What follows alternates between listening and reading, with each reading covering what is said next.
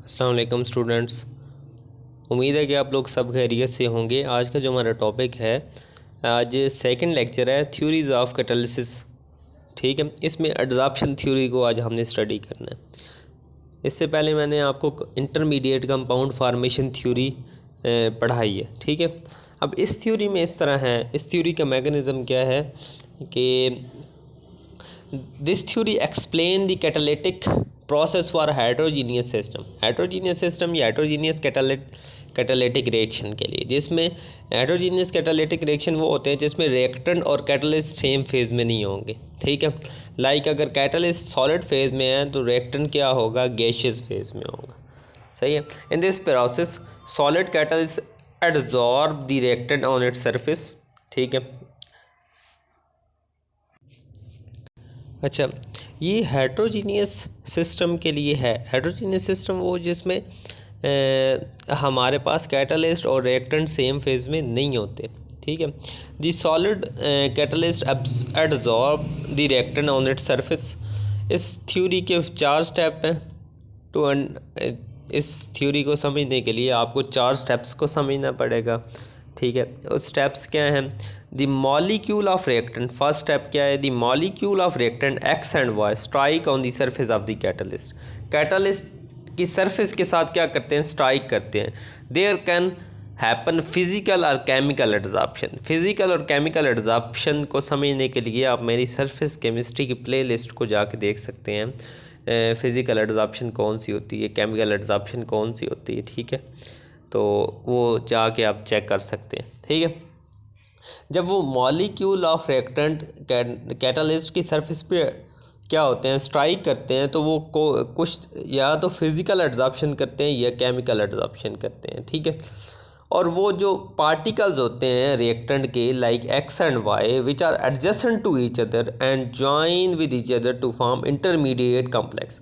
यहाँ पे भी क्या बनता है? इंटरमीडिएट कॉम्प्लेक्स बनता है। This complex exist only for a short time. Short time के लिए ये क्या बनता है? कॉम्प्लेक्स बनता है, और वो एक्टिवेटेड कॉम्प्लेक्स डिकम्पोज हो जाता है प्रोडक्ट में। ठीक है, अब जो मॉलिक्यूल ऑफ जो प्रोडक्ट न्यू बना है उसके मॉलिक्यूल क्या होते हैं? सरफेस कैटलिस्ट की सरफेस पे क्या होते हैं? एडजॉर्ब होते हैं। क्या होते हैं? एडजॉर्ब होते हैं बाय पार्शियल केमिकल बॉन्ड। और दीज पार्टिकल अब वो जो प्रोडक्ट बन गया है उसके जो पार्टिकल्स हैं वो सरफेस को छोड़ते हैं, यानी कैटलिस्ट की सरफेस को छोड़ते हैं under the process of desorption. Under the process of desorption. ठीक है, अब जो product, since the product are stable then X and Y, so they exist independently. ठीक है, अब इसमें एग्जांपल क्या है? हाइड्रोजिनेशन। हाइड्रोजिनेशन ऑफ इथीन की हम एग्जांपल दे सकते हैं।